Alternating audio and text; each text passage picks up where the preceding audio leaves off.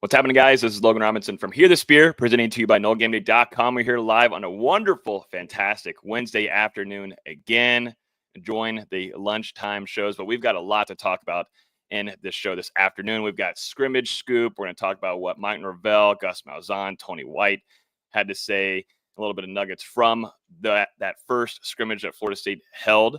And then we're going to talk about a potential starting defender returning into spring camp. Initially thought that he'd missed the entire spring, but some good news for Florida State heading into the midway point of spring for Mike Norvell and Florida State. We're also going to talk about a wide receiver that is impressing Mike Norvell.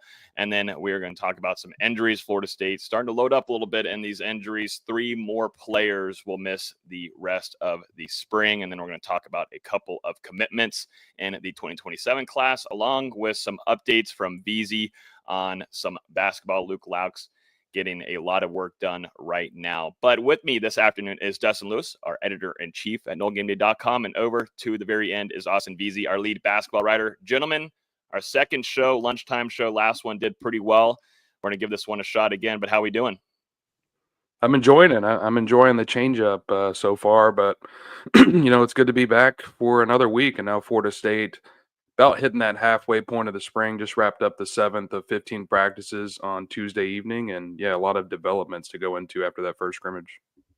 And despite no actual sports being played right now, I don't think I've ever been busier. I mean, Florida State's basketball has, I think, 9 people in the portal right now, been getting commits, visits, staff changes. It is working overtime over there at the Donald L. Tucker Center right now. But, hey, work is work. Mm-hmm. Yep, it's a lot. With the new coaching staff coming in, there's a lot of excitement, a lot of questioning of what Luke Laux, what that staff's going to look like, and VZ is going to give us some good updates on that end. And like he said, transfer portal has been crazy so far. That roster is going to be completely new come the next basketball season. But before we get started into some scrimmage scoop, as always, you can listen to this podcast on iTunes, Google Play, Spotify. If you're on YouTube right now, hit that like button. Hit the subscribe button. If you've got some questions, topics, or anything that you would like us to discuss, definitely throw it into the chat, and we will make sure to bring them up on the screen and try to address as many as we can throughout this show this afternoon. But let's start out with this first scrimmage here. As we know, as it's always been with Mike Norvell, it's shut down. No media is allowed to be there. We are expected to get availability at one of these scrimmages this spring. We'll see if that actually ends up happening, but this time locked out, didn't get to see what was going on, so got to hear from the coordinators along with Mike Norvell. But I think we should go through and take away a few that stood out to us that going through this midway part of spring are starting to you're starting to get a good feel of who's starting to find a stride. Some that might be mixing well better with the new coordinators with Malzahn and Tony White. But I wanted to mention first off here a quarterback, because you got to talk quarterbacks. If we're going to talk a spring scrimmage, we got to know what's going on. And that always starts with the quarterback position, and one that was named and one that's actually been pointed out quite a bit throughout the spring from both Malzahn and Norvell is the true freshman quarterback, Kevin Sperry, coming in, gentlemen. Yeah, this is from Mike Norvell saying, for a first scrimmage, I was really pleased with what I saw from Kevin. He had a couple explosive plays. He pushed the ball downfield. I like how he's come in. He's coming in learning. He understands that there's a lot to work to do in front of him, but you study, you prepare, and then you go out there and do it out there the next week. He's had some real freshman moments in practice, but he's also has some, like today, he just went out there and played, and I like seeing that. He had a couple of vertical shots that he hit down the field. Elijah Moore on a long touchdown. Willie Suarez also had another. He had 2 long touchdown passes to those guys with a rush coming at him with things. And then it was good to see those guys finish those plays. But what are y'all's takeaways here from the comments on Kevin Sperry? I think one of the big question marks from him coming out of high school, just looking at film and such, yes, you knew he was a guy that could scramble. He could take those intermediate shots, but maybe the biggest thing was, how good is he with his arm down the field connecting with his targets? And so far, it is, and I want to put this out there, he is facing third team. It's third team defenses that he's facing and facing the caliber of defenses of his talents right now. He's not going against second or first team, but it's good to kind of see the early strides and see those deep shots that he's starting to connect with, which was a question mark of him coming in as a true freshman. Yeah, definitely. Think it's some positive glimpses for Florida State to get some early, production out of Kevin Sperry. It sounds like he's come in and the moment hasn't been too big for him yet. That was something that Gus Malzahn talked about a little bit. He's like, normally you don't see that from a true freshman. You start to see him get a little bit overwhelmed. But Brock Glenn and Tommy Castellanos talked about it as well. He's cool, calm, collected under pressure, and just kind of handles his business. And like you said, Logan, I mean, 2 touchdown passes during that scrimmage. Mike Norvell did come back and note last night that he had a freshman moment as well, an interception that Florida State can't have, and that's something that he's going to have to continue working through. And I think that's something that you would expect as well for a true freshman quarterback going through his first spring camp. There's going to be some mistakes, but I mean, with how many positives that he showed through the first half of the spring, I mean, that's something that Florida State can continue to build on here. And I also think it's important to remember, Florida State was kind of in a little bit of a scramble mode to get a quarterback down the stretch in that 2025 class. Obviously, Tramell Jones Jr. Ended up decommitting and flipping to UF, and that kind of left Florida State out there searching for a signal caller. And they evaluated a couple of guys, and then they were able to flip Sperry, pretty late from Oklahoma. So, for him to already be doing this is definitely good for FSU. And a lot of people questioned the take at the time. A lot of people were like, high 3-star, low 4-star guy, but, came with good credentials coming out of Texas, was very successful over there. And he's made some strides early on in camp. This is already the second week in a row that we've talked about him as a true freshman quarterback. You don't really hear that a lot, especially for, a major power like Florida State. So for him to continue to develop and continue to impress the coaches, sure, why not? And I want to bring up too, and this will be later in these notes from the scrimmages, there's a lot of focus on physicality. And I'll mention here in a few about Malzahn talking about it. There's still some work to be done with that, which I think is going to be something that we'll point out today in this show. There's still a process that they're working on and building the physicality in these scrimmages. But for Norvell to mention, hey, he was making these plays with the rush coming at him, that's impressive for a true freshman. Malzahn saying he's getting the opportunities. We're rotating all 3 quarterbacks. Kevin's got a skill set and he can run. Like, he can really run. He's growing. The moment hasn't been really too big for him, which that's fairly unusual for a true freshman, like you said there, Dustin. But so far, I've been really impressed with him. It's very, very important you got to have quarterbacks that are desperate.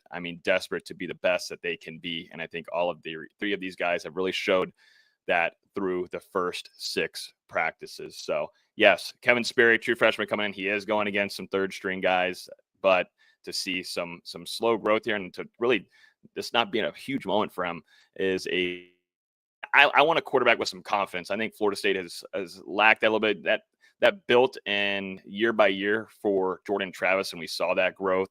But, I like a dude that comes in with some early confidence and believes in himself, because that really helps and builds, I think, a strong attitude and an offense to go make plays and believe in their quarterback that's dealing them the ball. I want to mention 2 other guys, too, that Mike Norvell brought up here, and Deontay McCray and Diamante Diggs, 2 guys that transferred into Florida State on the defensive line. Mike Norvell saying, I feel really good and excited about what I've seen from the older guys that have come in on the defensive line.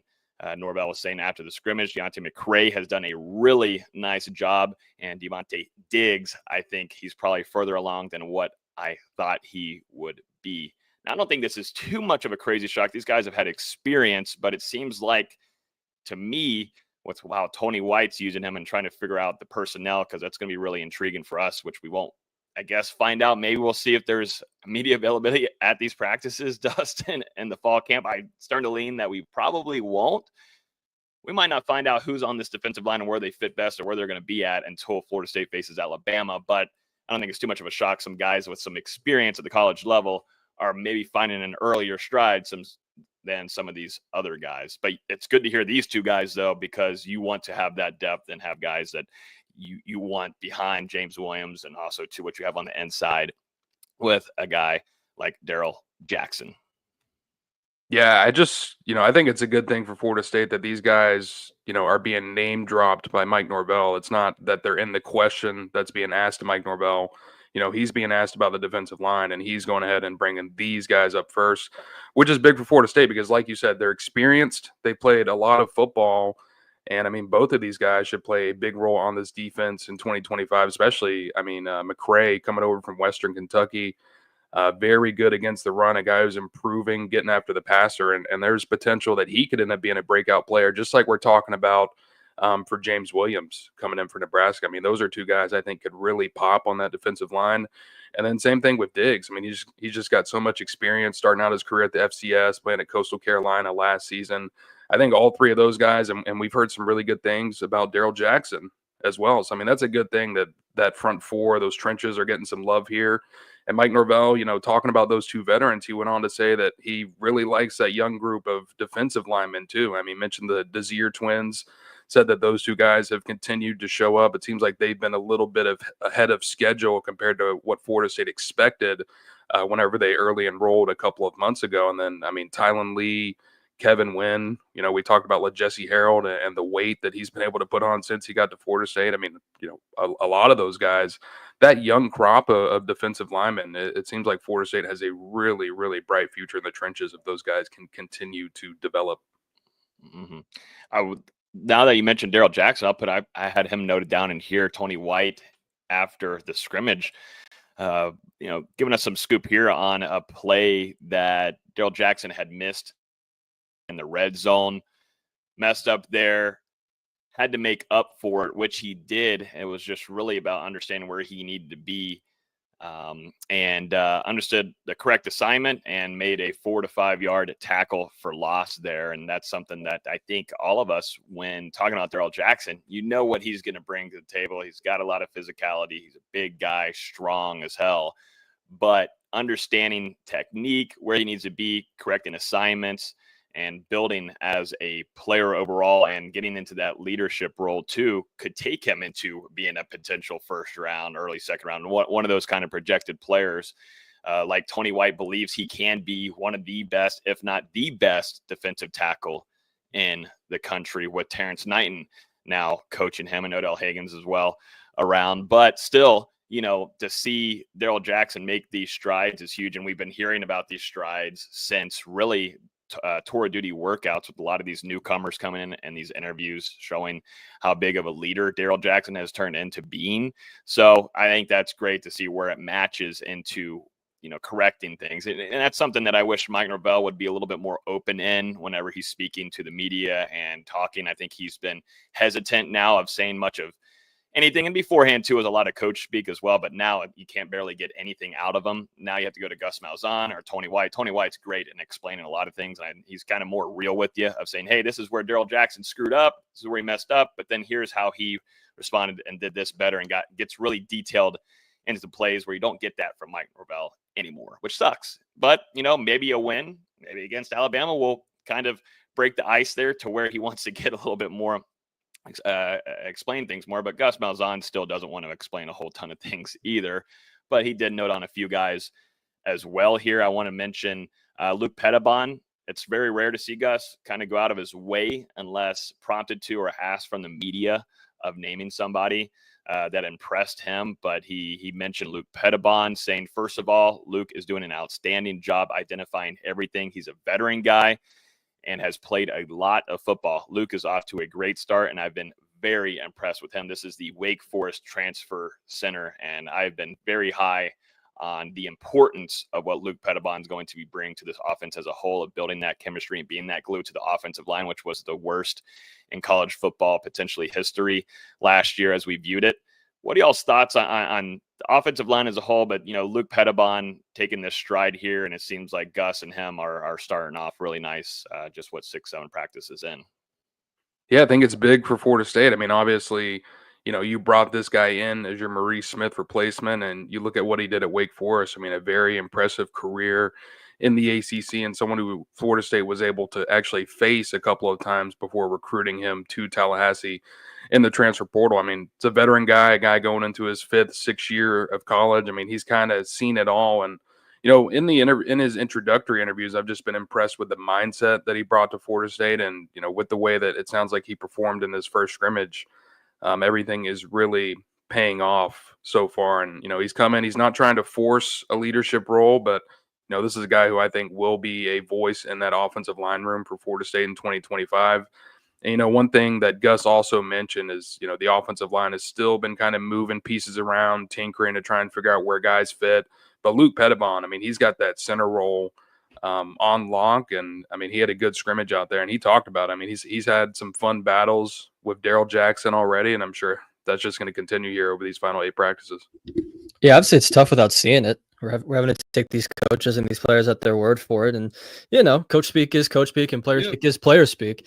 But if there's anyone that we shouldn't be surprised by, it's Luke Pettibon, which, I'll be the first to say, there's some doubts with him coming from that slow mesh offense. But as Dustin just said, he's been around the block a little bit and has seen just about every type of defense and every type of player you can imagine. So I don't think we should be surprised if he's arguably the best offensive lineman, especially early on in spring and as we get into fall. Mm-hmm. Yeah, and I don't know if you really need a vocal guy from him, but I think, like you said, Dustin, he will turn into that definitely once we get to Saturdays. And Florida State's got games going on. I think I would like to see where there is someone of a vocal guy there on the offense line, because you're going to see that with Castellanos. You're going to see that because he is an extrovert. He is going to let you know what's going on and be very communicative, which I'm excited for, because it was not that way with DJU last year, and things fell off with confidence from Brock Glenn, and you weren't going to have that as much from Luke Kromenhoek coming in as a true freshman quarterback. So I think matching that Castellanos and Pettibon there, I think, is great for an offensive line that has to see a whole complete 180, and that's something that Herb Hand is working with, like you mentioned there, Dustin. They're moving around a lot of pieces with that offensive line. Gus said that he does feel like near the end of spring, he feels like he's going to find a concrete set group of that first team and stick with that and ride with that as they head into the summer so they can build upon. But a lot of foundation building from both coordinators, I thought, from these press conferences of just trying to get guys to understand the easy parts of the offense and defense. And like we get to here, about a couple players missing the spring, it's really important for these guys to have this time now to build before they head into fall camp, which is going to be very, very, as we know, important for Florida State to get prepared for week 1 against Alabama. I want to go to another Malzahn thing here, and I was mentioning earlier about the physicality. And to me, I wanted to point it out because it feels like this is still a work in progress here. And I mean, not much of a shock to anybody listening or to us on the show last year, because a lot of that was not there. There was not a lot of guys with physicality trying to build and make plays that were out of their comfort zone. Just felt like that was completely lost at times last year, unless you were some of the true freshmen going in there trying to get an opportunity. But here's Gus Malzahn, when asked about how is the physicality looking like, definitely, certainly in the scrimmages, saying, we're getting there. I mean, we're getting there. It's a process, it's a process, and we'll get better. Our goal is to get better each day at it. It's a process. So, I mean, the way that I tried to word it there was exactly how kind of Gus Malzahn said it at the presser. I don't think he's too pleased yet with that part of where Florida State is at right now, but they're growing and they're trying to get there. And I think that's something certainly worth noting, that it's not there yet. It's going to take a little while, and it just goes to show how, to me, it just fell off in such a harsh way where Mike Norvell really demanded things like that. But in practices, we didn't really see much physicality. So, we don't get to see it now, but I'm just wondering, how long is that going to take to where this team can build its confidence back and eagerness to bring that physicality that is known for being at Florida State. This is Florida State. It's time to throw everything out of your mentals, and it's time to go get a hit, make a play, and don't worry about anything else. And it still seems like that's still clouding some players' heads right now. Yeah, I think if you read between the lines, I mean, Gus Malzahn is basically saying, the level right now is not up to the standard that he expects. And I thought, he was keeping it a little bit real with some of those comments during his press conference. Mentioned that Florida State, this scrimmage for the offense was about 60-40 run pass, and they were really focused on trying to see what that ground attack can do and can feature the running backs. And he was asked about, how the running backs did, and he basically said, I learned that we can hold on to the football today. And I thought that was interesting. I mean, anything else? I mean, that's her job, right? Good quote. Yeah. Well, there's a lot of things to fix, and I think both coordinators are finding that out. I want to jump over to the defensive side of the ball and talk about Tony White and a few players that have been standing out to him specifically from this scrimmage. And he mentioned, I think where you are seeing strides, but to me, this is coming. I mean, it is coming from a transfer, and I think we're going to see a lot of transfers on the starting roster going into week 1. But Florida State mentioning Elijah Herring, the former Memphis linebacker that all three of us on the show are very high on, projected starter going into the season. He brought up a moment here in the scrimmage where Florida State's defense gave up a huge play, bringing it all the way down to the 10-yard line. Elijah Herring actually chased the guy 30 to 40 yards down the field and made that tackle at the 10 to save the touchdown. So you're like, okay, cool. Well, that sucks. I mean, defense looks like it sucks, whatever. What happens the next play, though, is interception, pick 6 from Earl Little Jr., which we'll talk about here too at the end of our scrimmage notes. But that's the thing that I think Tony White is trying to work on with is, yes, bad play, sucked, you screwed up, there was mistakes here, yada, yada, yada, but you've got to be able to get that out of your head and be able to make the play in the next play, and that's something that Earl Little Jr. did, but also, too, it started at the very beginning with Elijah Herring going downfield, and for a guy that's a veteran who's played a lot of football, to see him going full speed, 105%, 110% to get downfield and make that tackle to save a touchdown to where it ended up putting points on the board the next play for Florida State, I think, is a shout out to Elijah Herring and shout out to Earl Little Jr. and what Tony White's trying to build and trying to get that out of some brains whenever some bad plays happen. Yeah, not only a veteran, not only a guy who's at his third school in the last 3 years, but this is practice. I mean, that we're talking about. Obviously you want to see your guy hustle to the ball, but if Elijah Herring wouldn't have pursued that guy 30 or 40 yards and they would have scored the touchdown in practice, I'm sure some people would be like, oh, who cares? But man, that just shows a love for the game, a love for your teammates, and just kind of a will to be like, all right, I'm going to go chase this guy down, and I'm not letting him get to the end zone.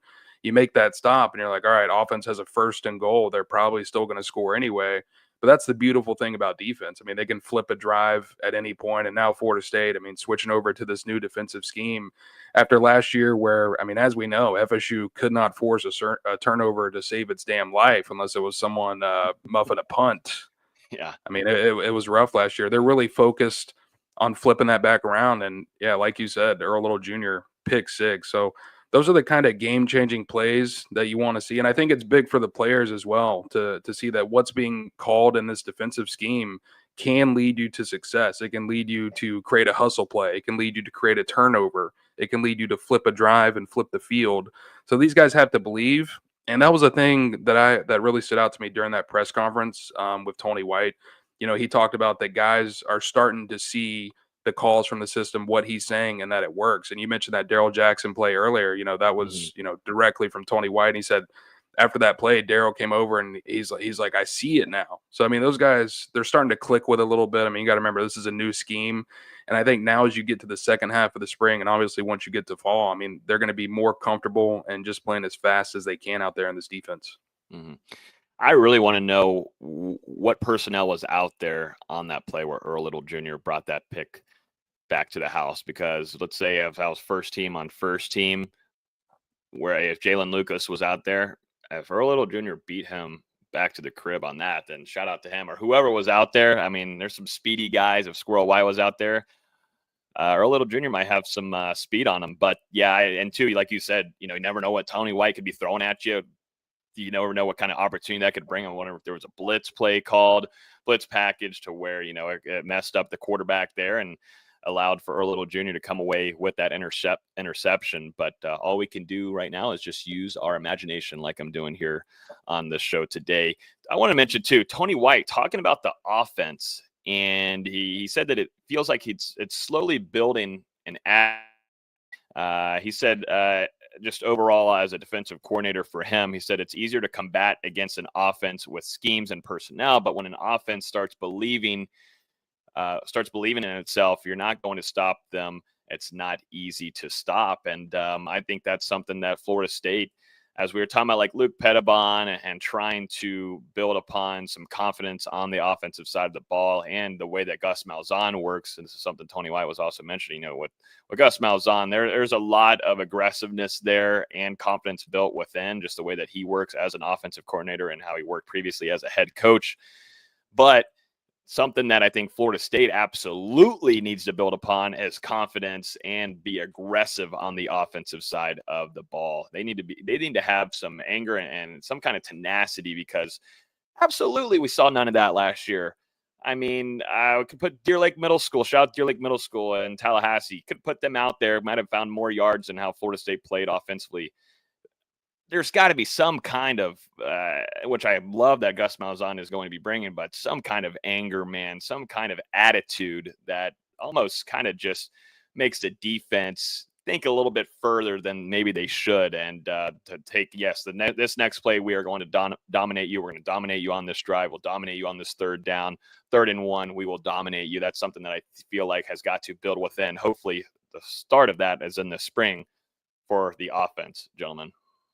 Hopefully. I mean, I'm sure there have been some really fun back and forth battles between the offense and defense so far, but it does sound like, I mean, just based on what the coaches were saying, the defense had a little bit of the edge in physicality and maybe pushing the offense around a little bit during that first scrimmage. And, Mike Norvell, he's kind of challenged these guys a little bit. And, you got to read through the lines again with this coach speak and everything, but he's challenging the guys to get better and, show it again this Saturday. And we'll see if the offense and in those trenches in particular can bounce back this upcoming weekend. But I mean, we heard Tony White say, iron sharpens iron. And I mean, these guys are getting after it. They're trying to instill a mentality, like you said, Logan, create an edge for their two respective units. And we'll see how it works out here over the back half of the spring. Mm-hmm. Yeah, no, definitely. When Gus Malzahn was talking about, like I was saying earlier, about the physicality and that it's a process and we're still getting there, probably was hinting at a few things that he did not like from his offensive line against Florida State's defensive line in that first scrimmage. I want to end it off here, and Dustin, you can pick out a few others if you'd like, but I want to go to Earl Little Jr. because he's someone that we've continued to talk about. We talked about him about tour of duty, then it's led into some spring practices, then it led into a big play being made in the first scrimmage here. But this is from Tony White talking about Earl Little Jr. Earl was the one who intercepted the ball and ran it back for 6, but like Earl has made some of the biggest hits and some of the best plays all camp. You mean like he is him? I mean, he is truly him back there, and it's fun to watch the things you can do with him. So starting to kind of piece around how, Florida State's going to use some of these personnel, and definitely Earl Little Jr., someone that didn't have the year that we were hoping that maybe he would last year, because there was a lot of talk about where he'd fit in that defense and then put him at the nickel position and see where it worked there. And just didn't seem like things were clicking with Adam Fuller on that defensive side of the ball. And we had heard some chatter throughout, Fuller's tenure at Florida State, where some players didn't feel like they were put in their best spots for them to succeed. And with a new coordinator coming in, guys like this that have played a good amount of football might find different strides than other guys that previously maybe excelled. And this is a prime example, and it's only a few practices in and one scrimmage. But I think it's good to see here Tony White maybe instilling some extra confidence into Earl Little Jr., and someone that I think we're going to be keeping a close eye on going into this Alabama game, of where maybe Earl Little Jr. is a kind of like what kind of piece he is, a special weapon almost here for Tony White and what he'd like to do in blitz packages, coverage, whatever that may be. Earl Little Jr. seems to be someone that Tony White is liking a lot since arriving in Tallahassee. It's a big development for Florida State. I mean, you think back to a couple of years ago, this was a guy who was a 5-star prospect, one of the top prospects in his respective recruiting class. Obviously, Florida State's recruiting him. He ends up at Alabama, is banged up a little bit, doesn't do much with the Crimson Tide, comes to FSU to play under Pat Surtain, who coached him in high school at American Heritage. and to have that resurgence. And, it didn't quite happen last year. I mean, it was a rough start for Earl Little Jr. They had him started out there at nickel and, up and down play for the most part. And then around the middle point of the season, they move him back to the safety position. And I think that was really when you start to see him settle in a little bit. And I mean, was a lot more consistent there during the second half of the season. Now he's made some big strides in tour of duty. I mean, I think we were talking about him last week, maybe the week before, but put on some good size this offseason. And I mean, certainly looks like he's bulked up and just continued to increase physically. And now, moving into this new defense where Florida State's going to have 3 safeties out there, Earl Little Jr.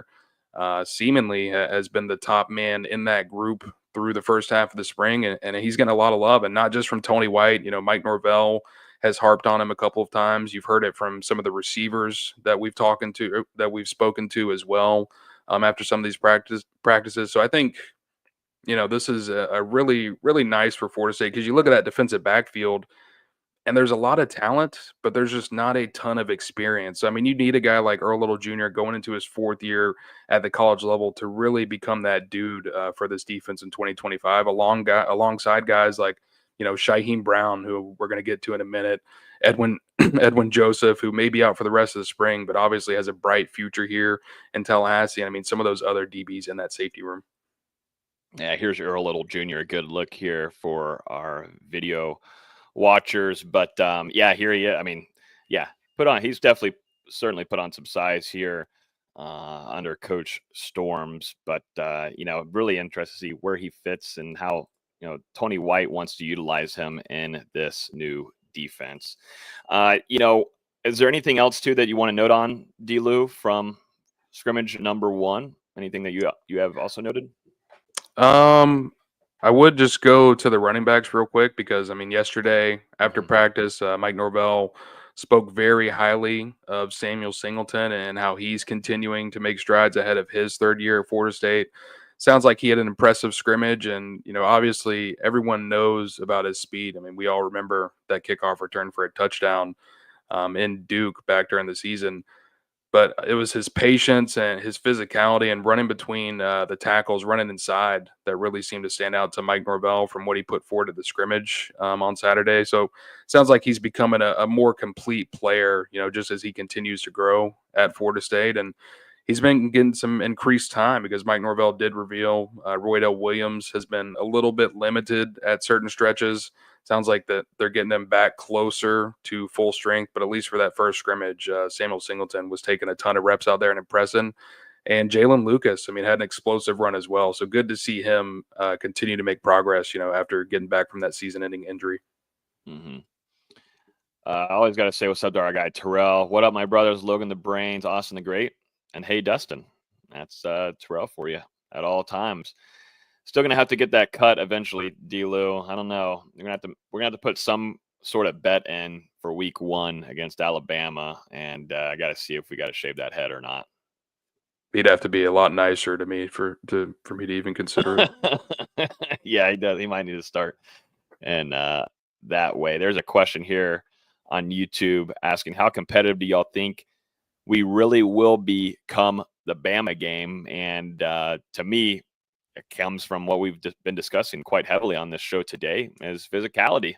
That's where it's going to really stem from at the very beginning of all this. And it still seems like it is a process, and something that Gus Malzahn, at least offensively, is working on with his offensive line. But we won't be able to tell a whole ton. And this is where it makes our job maybe a little bit easier, where y'all don't have to rely so much on what we're saying. You just get to find out, like we do, whenever Florida State kicks off against Alabama. So you can't blame us this time, after Mike Norvell said it was going to be one of the fastest and strongest teams that he put out there on the field last year. Won't be on us. Just relaying what he said. But now it's going to be all up to what Florida State puts out on the field when they face Kalen DeBoer. But what are y'all's thoughts? I mean, how competitive will Florida State look? It's April 2nd. I don't know. I can't even watch Florida State compete against itself. So it'd be hard for me to talk about what that product could do against another team. I don't know. I'm hoping we get a chance to get out there and watch one of these scrimmages, because that'll really give us a little bit of a chance to, make some deeper predictions on this and what Florida State could actually do, what it could look like when we do get to August. But right now, a little bit in the dark. And, you're going off what these coaches are telling you. You're going off secondhand, third-hand information from people that have been in attendance at these practices and scrimmages. But, there's a certain feeling you get when you can actually lay your eye on it yourself. And that's kind of what I'm waiting for. Yeah, I truthfully have absolutely no idea. I mean, we still have 5 months essentially before that game, and we haven't been able to see anything. We're going off of coach speak, which you guys know me. I hate coach speak, and I don't think we find anything useful from it. Mike has gotten even worse too. Yeah, and unbearable, bland, which is bad because it was already bland enough the last few years. And Alabama's got their own question marks. Obviously, they're having to replace Jalen Milroe at quarterback, losing a lot of other pieces. But we truthfully have absolutely no idea until we can hopefully see one practice or scrimmage, and even if that comes in the fall, we have no way of knowing.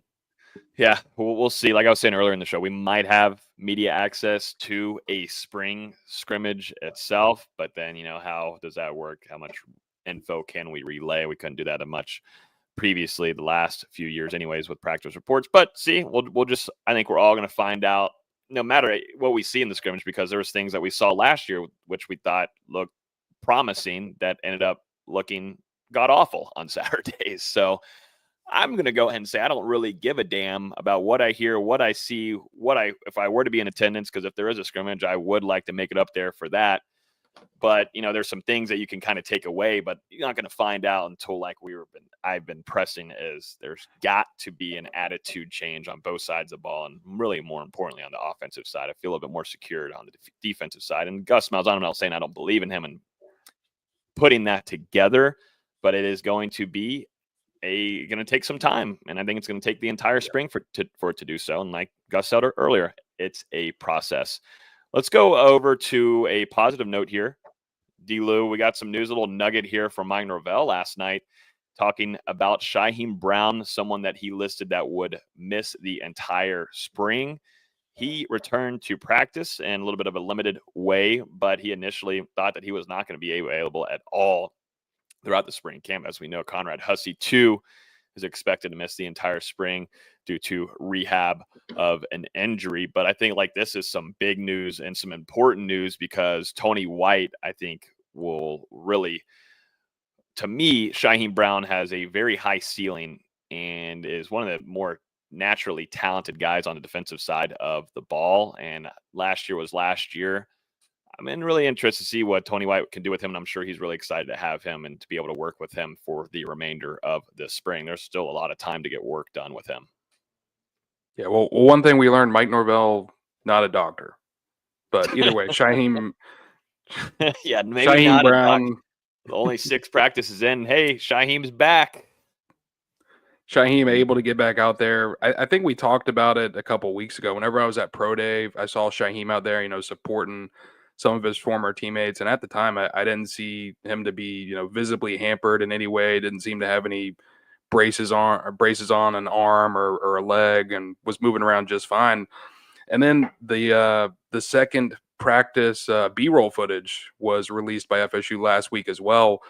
And I mentioned in the article I wrote, but in that you can actually see Shyheim Brown and Conrad Hussey both in full pads in the background of one of these drills. So I'm wondering if Shyheim was already working his way back a little bit, and maybe Tuesday was just his first full day back on the practice field for Florida State. But either way, like you said, it's really big. For the Seminoles, especially with the defense transition a little bit, it's important for Shyheim, even though he has so much experience, to get those practice reps in what is going to be a new scheme in 2025. And then he's also, one of the most veteran players on the roster, and someone, he had a career high in tackles last season, but obviously the campaign didn't go exactly how he wanted to go. I'm sure he would have liked to be a little bit more productive when it came to pass deflections and interceptions. And you look at it, he had at least two, I think a sack and a half in 2 straight years, wasn't able to get one last year. So, just wasn't as maybe disruptive as he was in 2022 and 2023. Still was able to block 2 field goals, though, which tied him for the nation's lead last season. So I mean, that's something that he's always getting after. But definitely, with the way things went last season, leaves a sour taste in your mouth. And a guy like Shaheem Brown, who has played so much winning football at Florida State and has seen that climb under Mike Norvell, going from that 2021 season to what they're able to do in 2023. I'm sure he wants to be a big part of turning this around and getting it back to where it was just a couple of seasons ago.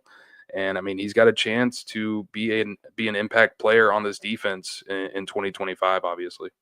Mm-hmm. Before we move on to a player that Norvell has pointed out in the wide receiver room, make sure if you guys are here hanging out with us on YouTube, deeply appreciate it. If you do smack that like button, we go live at least once a week. We aim for now the afternoons, but we're giving you guys as much as we can from spring camp. Also, to VZ doing an incredible job of keeping up with Luke Laux and a lot of things changing on the basketball part of things, and we will give the latest on that at the end of the show. But if you enjoy the video, enjoy hanging out with us this offseason, hit that like button. Also, too, if you want, hit the subscribe button. We've also got interviews of all of these coordinators and Mike Norvell and players speaking up on our YouTube. So hit that subscribe and it will notify you every time we release a new video. But smack that like button. We deeply appreciate it. I think we got over like 130 something likes on the last live video. So it really helps and goes out to and gets the video out to more FSU fans. More the merrier.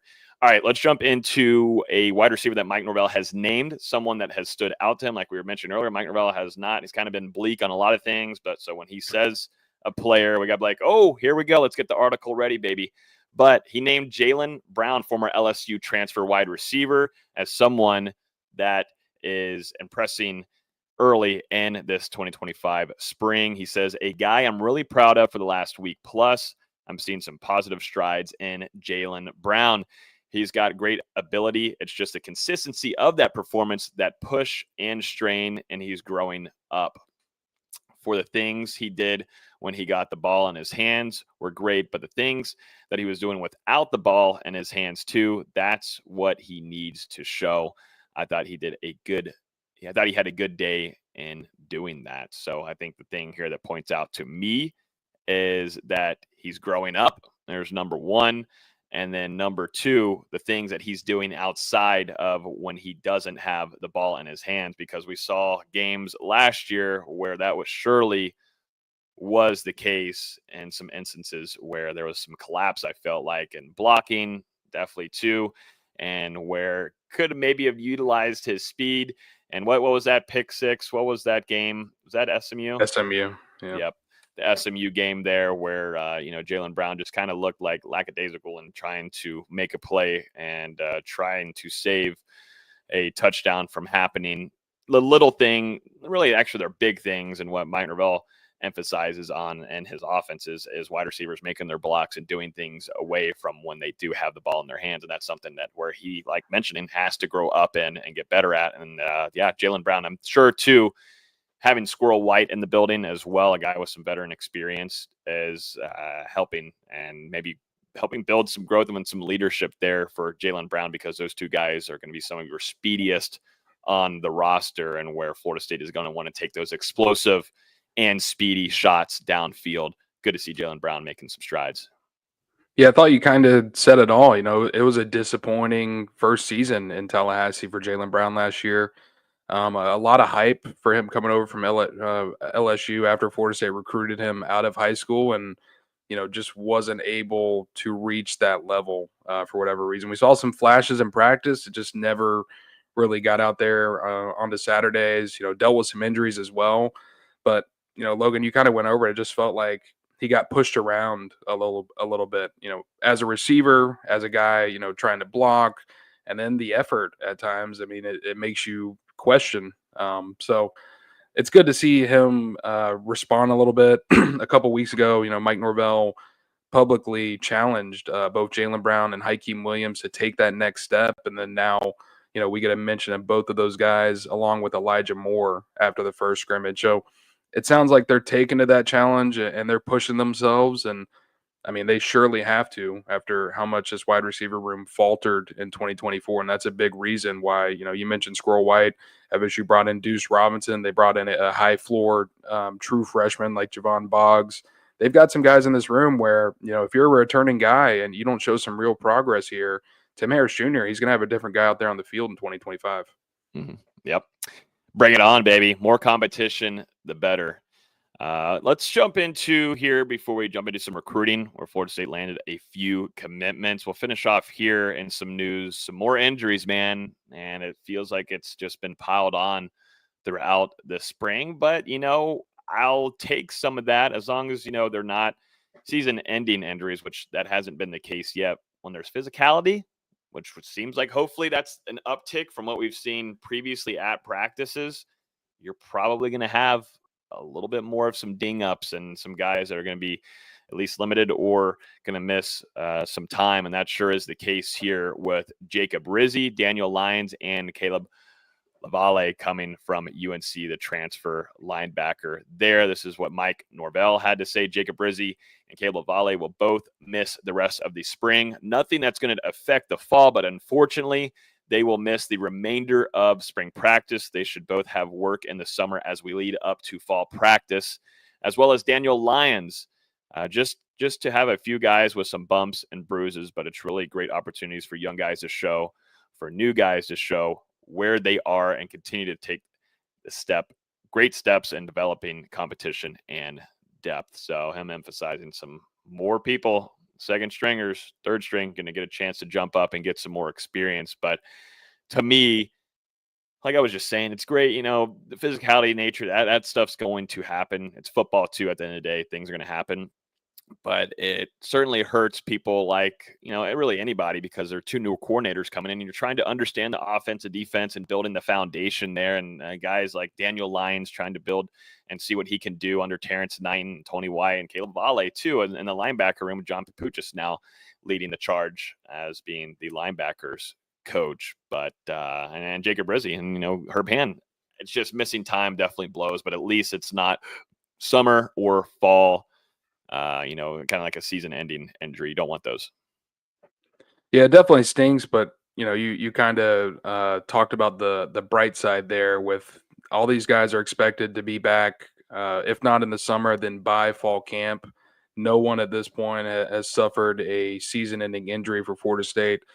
With these spring practices, I mean, a small thing, a concussion, a sprained ankle, something like that could be enough to take you out for the entirety of spring practice. I mean, we don't know the severity maybe of some of these injuries.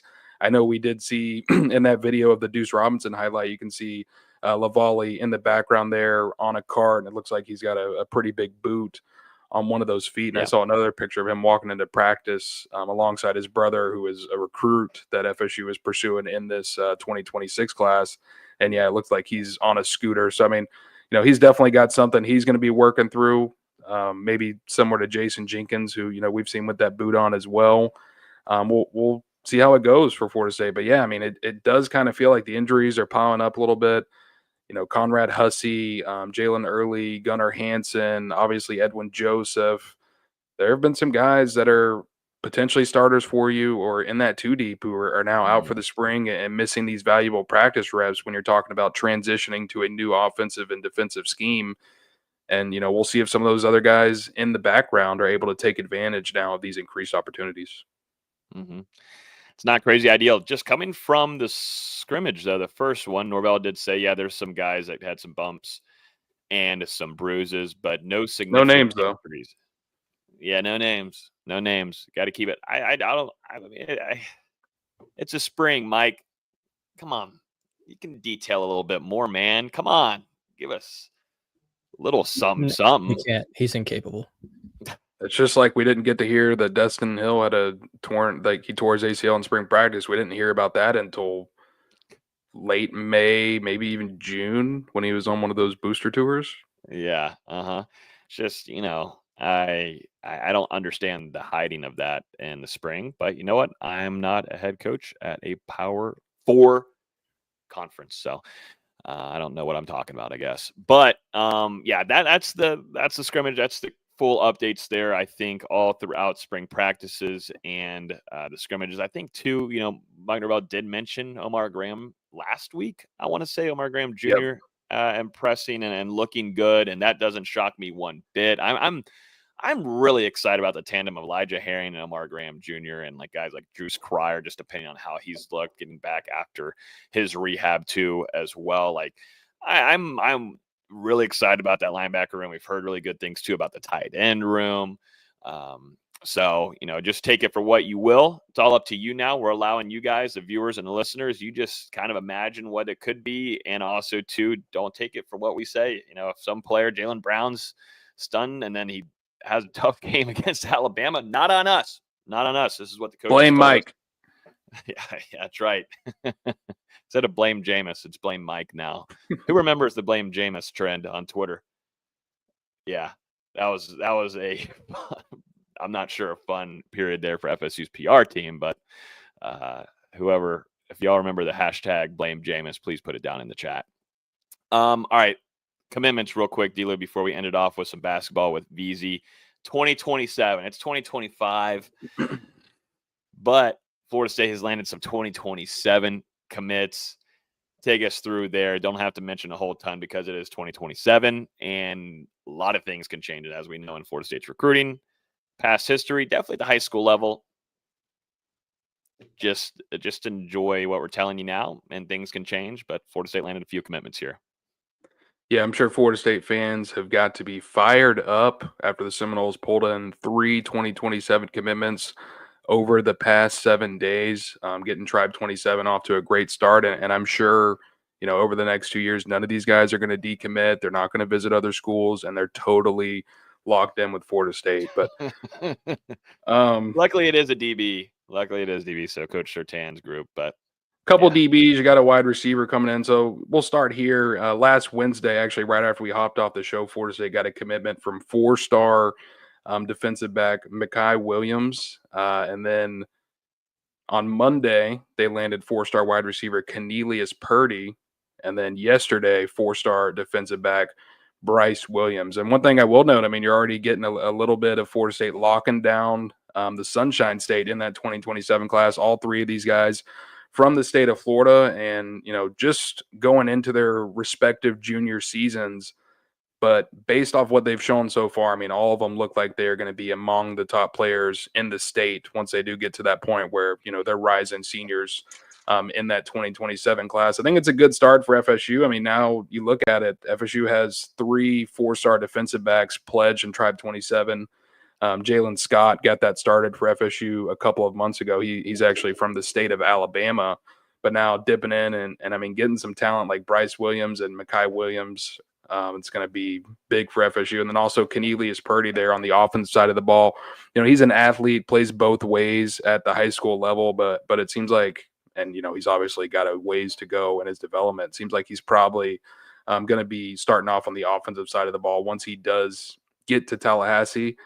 But these guys, it's hard to find the recruiting rankings for 2027 prospects. Like the recruiting services are all a little bit different. Like 247 didn't have any of these guys rated, but then you go to On3 and all of them are rated as 4-star prospects.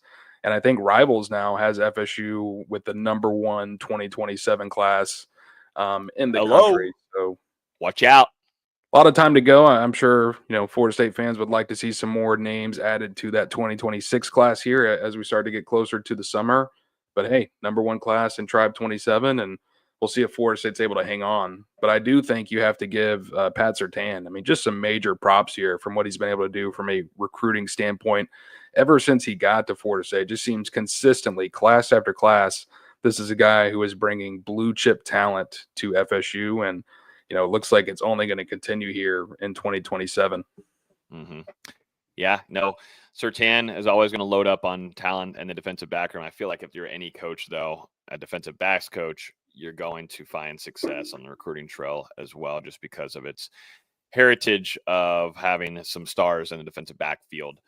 But I'm trying to go over, just landed a commitment, though, on the basketball side of things, and VZ's in like crunch mode. We knew this was going to happen. We actually called it in our production meeting before we went live that there would be something happening, either a commitment like Dustin, you just were telling us a few of those commitments, you were really not near something. You weren't near your laptop, and that's how it usually happens. It's tough for us on the media side. You're either at the gym. I'm usually at the gym as well, and we have do not disturb on or something, and obviously don't have our laptops handy for us. But there's always something that happens whenever we go live or go to the gym or we're out of the house. That's just what happens if you're a Florida State beat writer. It's wild. You can sit in front of your laptop for 8 hours, and then if you're like, all right, I'm going to go get some dinner, for the 30 minutes you're gone, the biggest news of the year will happen. Mm-hmm. Yeah, no joke. Well, before, we'll give VZ just a minute here because he's got to get that news and that breaking news out. But just we'll kind of go back. I went to Palm Beach. Dustin, seems like it'd be your place to go. Really prissy, high class, $1,000-$1,400 a night. Absolutely. Do I look high class? Look at me. No, I don't know if your gray and black T-shirts would really mix in well there, but I was there for the NFL owners meetings, which is always great to be there. I wanted to find Sean McVay and talk with him about Jared Verse and Braden Fisk, but wasn't able to find him and the crowd there. They actually had a lightning warning there, so everybody had to come inside, but it's always cool. Serena Williams was there. Definitely was trying to chop it up with her, but she was busy. Had a lot of people trying to, speak with her, but also to Guy Fieri. I don't watch a lot of the Food Network shows and whatnot, but I do know Guy Fieri. I think he wore the most ice, when ice, I mean chains, as possible while he was there with a cigar in his hand. Nick Sirianni, I thought it was a pretty funny moment there where you would have never thought that was the Super Bowl winning head coach from this last season. He just had on practically what I'm wearing right now: t-shirt, hat, t-shirt, shorts. He had on a Sports Illustrated t-shirt? Yeah, he wore Sports Illustrated. He also, NoleGameday had cap as well. But no, just bouncing around, talking up at the banquet where you see all the NFL owners, the GMs, where they're having drinks. It's, open bar, tons of food. It's a really cool experience. A lot of the top national media there. Got to see Chris Collinsworth too. But I actually really wanted to talk with Sean Payton, which I almost did. And it's my second try at it. Third time's gonna be a charm. Sadly, it's gonna unblock be me. Yeah, I need him to unblock me. I wanted to show him the tweet and everything, but it seemed like his wife was ready to leave the banquet, so didn't want to interrupt anything there. Always cool to see also Andy Reid as well. I was disappointed he did not wear his Hawaiian shirt this year like he did last year. I think he has to win a Super Bowl in order to be able to wear things like that to the NFL owners meeting. Just always a cool experience there, and a lot of the media, a lot of our colleagues there too from the On SI network as well. And that's the scoop from Palm Beach. I was trying to talk with Sean McVay. I wanted to pick his brain on thoughts on Jared Verse, and see if we can get Sean McVay on the show too, but that wasn't going to work. VZ, it's your time to shine. I've got a show at 1:30 talking Bucks. Yeah, so good timing. I just set that up, Dustin. If you want to publish, not publish. Perfect. If you want to post. Breaking news: Florida State just landed transfer forward from Clemson, Chauncey Wiggins. I'm excited about this one. It's Florida State's first high major transfer under Luke Laux. 6'10" wing / forward, shot as a career 36% shooter from three. Averaged a little over 8 points per game last year. I don't think Clemson was quite using him right. You see a guy that's 6'10", averaging less than 3 rebounds per game. You're like, what's going on there? But he was pretty much a small forward for them, letting guys like Victor Lakin, PJ Hall a few years ago, and Ian Shefflin be the primary rebounders there. But he just visited Florida State yesterday. If you're listening to this later, that was on April 1st, and decided to go ahead and pull the trigger and join the Seminoles. Luke Laux is now 3 for 3 on transfers coming in and taking visits and committing, joining Kobe McGee from Drexel, which we haven't talked about any of these. Kobe McGee from Drexel, near 44% three-point shooter, averaged 14 points per game last year for the Drexel Dragons. Ooh, now that's fire. That's a fire school name. Great school name. Dragons? Yeah. Where's that from again? Drexel's in Pennsylvania. Okay, gotcha. Oh, the logo's cool too. Nice. It is. Yeah, it's an S tier school name and mascot pairing. Then also bringing in Leger Jones from St. Bonaventure. I know we talked about him last time, potentially taking a visit. He visited Florida State over the weekend, was potentially going to take more visits, and Florida State really ramped up the pressure, and he ended up committing to Florida State earlier this week as well. So that's now 3 transfers for Florida State already. The portal just opened a week and a half ago. They had Robert McCray V on campus from Jacksonville. Also on April 1st, he's a guy that was with assistant coach Michael Fly at Jacksonville, had great success there, 2-time All-A-Sun selection. I wouldn't be surprised to see him pull the trigger in the next day or two. But so far, it's been a great transfer portal class for Florida State. They've got to get some more guard play in, and obviously some bigs, which we'll talk about here in a second with some departures. But 3 transfers in, and I've liked all 3. It's more than I can say for last year's class. That's certainly for sure. Mm-hmm. That's great to hear. I mean, more commitments, and seems like Luke Laux is hitting the trail very hard. But yeah, like you were just saying there, the attrition to the roster, this is going to be a whole new team, and too, you know, a tough loss too down there on the end side at the center position.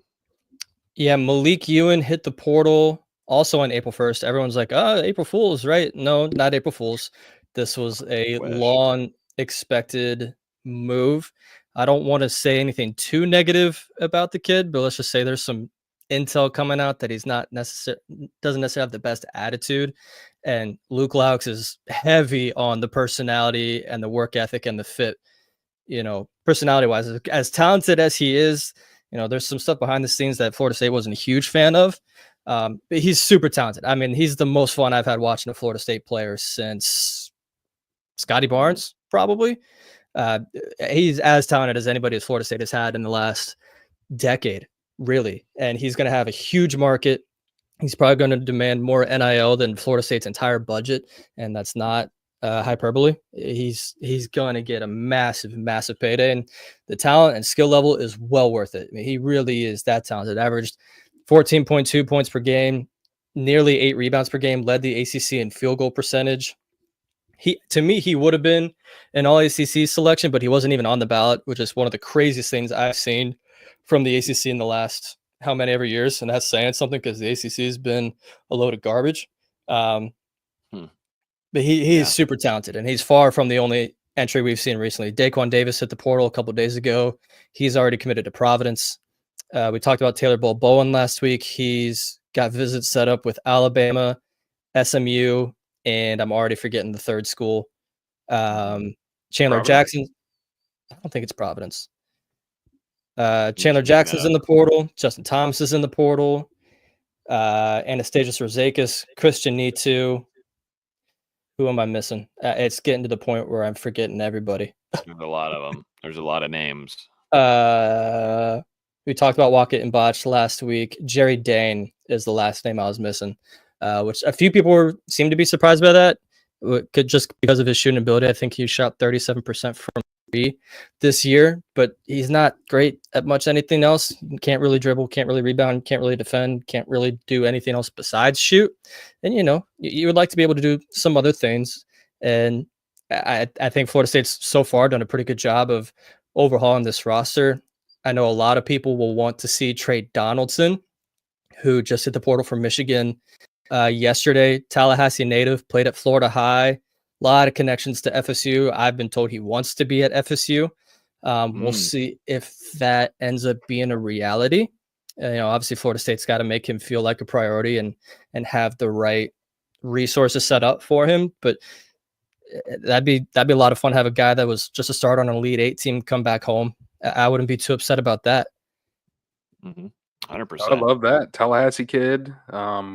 Went to the high school that I went to. I actually went out there a couple of times because he was a dual sport athlete in high school. And whenever he was out there playing for the football team, I'd go out there and watch him play a couple of times. And originally he signed with Auburn as a dual sport athlete, was supposed to play football and basketball, and then ultimately decided to, you know, follow that path of focusing on basketball. And, you know, he's had a pretty solid career for himself. I mean, coming off a pretty decent NCAA tournament run, had that game winner in the conference tournament, and then, I mean, had some bright moments in the big dance, a veteran guard. So I think it would be big for Florida State, especially, I mean, when you're talking about replacing nearly your entire roster, that's a guy who could come in and be your point guard.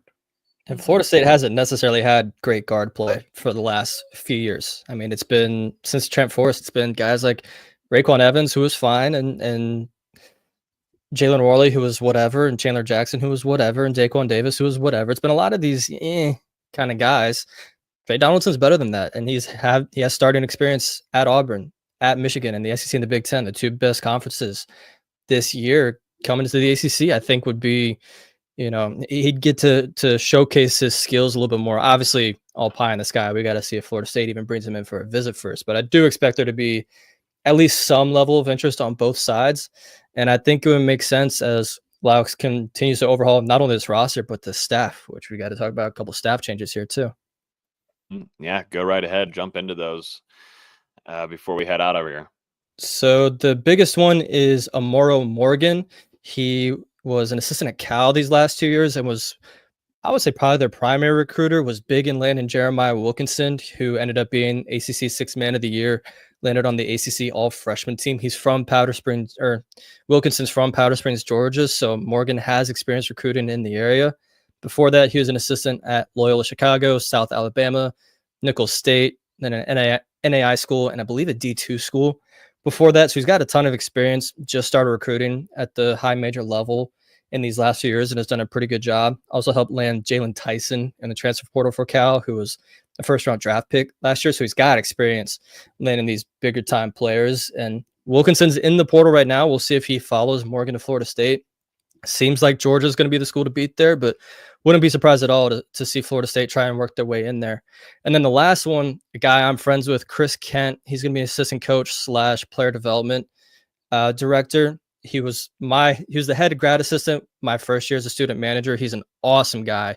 But since leaving Florida State, he was player development guy at USF, was with the Chicago Bulls as an assistant coach and video guy for 5 years, and then has been with the Portland Trailblazers with their G League team, the Rip City Remix, the last 2 years. Again, an awesome guy, awesome basketball mind. I was thrilled when I saw that announcement made by John Rothstein on Tuesday morning / afternoon. He's going to do a phenomenal job, and player development is a role that Florida State has needed for a decade. If USF has that role, there's no reason Florida State shouldn't have had it. So I'm glad this is a role that's being built. And again, a guy that's got a ton of NBA connections, a lot of Florida State connections, obviously. Well, I think both of these hires are really, really good hires. There was some pessimism around the Michael Fly and Gerald Gillian hires, but I don't think there's any reason at all to be negative about these two hires. It's good to hear. I mean, Luke Laux, if you guys are wanting to keep up with basketball, I know a lot of y'all love following along the basketball team. I know that, this year and last year hasn't been so great. There's a lot of great coverage coming from VZ over at NoleGameday.com. Just hit that basketball tab, and he's giving you all of the latest and scoop of what he's hearing as well. And on this show, giving you some phenomenal coverage. So make sure you guys stay tuned for more of that. That's going to do it for this show this week. We might have one earlier next week, kind of trying to get this earlier out to you guys, definitely after scrimmages happen. So keep an eye out for maybe Monday or Tuesday in the afternoon time. We'll give you a rundown. Dustin says he's not going to be there. I'll be in Detroit, buddy. Well, you'll be in Detroit. It will be probably just me and VZ talking some spring scrimmage number 2. You can't wait till Wednesday. They'll probably give you they're probably going to give y'all access. They're going to wait till probably Friday at the last minute to give y'all news that you're going to have access, because that's how Florida State works. But nonetheless, though, we're still going to have a show, and it's either going to be Monday or Tuesday, because I want to have that out to you guys earlier than later, because Wednesday's a little too late for me on giving you guys some spring camp nuggets, definitely from these. That's fine. That are hey, I'll take the week off. That's fine. Go right ahead. They're just trying to deal with me rambling, baby, and yapping. I can yap all day long. I can yap. Oh, we know that. Stringer. Oh yeah, I can just yap it out. So get ready for some yapping of spring scrimmage number 2. But that's going to do it. Hope everybody enjoys the rest of y'all's afternoon and the rest of the week. Make sure before you leave, if you're still hanging out with us, hit that like button. We're almost to 50. 50 is the goal for today. So I think we're at like 25, 26. If you hit that like button before you leave, deeply appreciate it. But until next time, we will see you on Hear the Sphere next week. Peace. Not me though.